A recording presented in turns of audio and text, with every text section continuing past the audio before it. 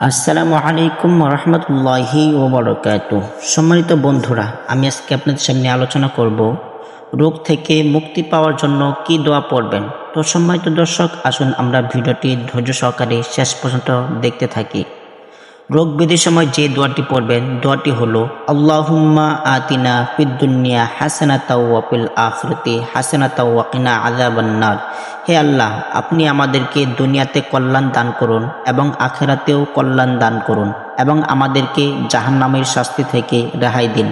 দোয়াটি পড়লেও আপনার পুষ্টিহীনতা দূর হবে এবং আপনি হবেন সুস্বাস্থ্যের অধিকারী। এর দলিল হচ্ছে, একবার রাসূলুল্লাহ সাল্লাল্লাহু আলাইহি ওয়াসাল্লাম এক রোগী দেখতে গেলেন। তিনি দেখলেন রোগী পুষ্টিহীনতায় একেবারে হাড্ডিসার হয়ে গেছে। নবী সাল্লাল্লাহু আলাইহি ওয়াসাল্লাম তাকে জিজ্ঞেস করলেন, তুমি আল্লাহর কাছে কি কোনো প্রার্থনা করেছিলে? সে নিবেদন করল, হ্যাঁ, আমি আল্লাহর কাছে প্রার্থনা করেছিলাম, হে আল্লাহ, আমার পরকালের শাস্তি আপনি আমাকে দুনিয়াতে দিয়ে দিন। নবী সাল্লাল্লাহু আলাইহি ওয়াসাল্লাম আশ্চর্যান্বিত হয়ে বললেন, সুবহানাল্লাহ, আল্লাহর শাস্তি সহ্য করার ক্ষমতা কি কারো আছে? তুমি এখন থেকে এই দোয়া করতে থাকো। দেখা গেল এই দোয়ার বরকতে আল্লাহ তাআলা তাকে আরোগ্য দান করলেন। মুসলিম, হাদিস নং 2668। রোগ থেকে মুক্তির জন্য রাসূলুল্লাহ সাল্লাল্লাহু আলাইহি ওয়াসাল্লাম উম্মতকে নিম্নোক্ত দোয়াটি শিক্ষা দিয়েছেন। তিনি নিজেও সকাল সন্ধ্যায় দোয়াটি করতেন।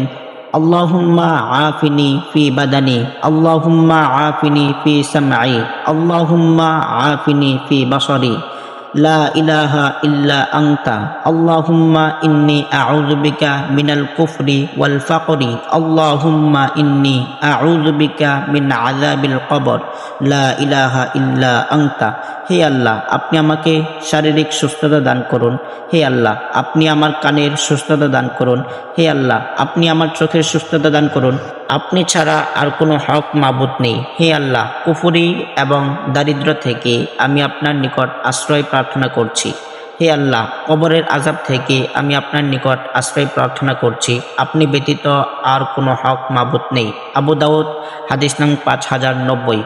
আনাস রাদিয়াল্লাহু তাআলা আনহু বলেন, রাসূলুল্লাহ সাল্লাল্লাহু আলাইহি ওয়াসাল্লাম এই বলে দোয়া করতেন যে, আল্লাহুম্মা ইন্নী আউযু বিকা মিনাল বাসরি ওয়াল জুনুনি ওয়াল হুযামি ওয়া মিন সাইয়্যিল আসকাম। হে আল্লাহ, আমি আশ্রয় চাইছি আপনার কাছে শ্বেতকুষ্ঠ, উন্মাদ রোগ, কুষ্ঠরোগ ও তামাম খারাপ ব্যাধি থেকে।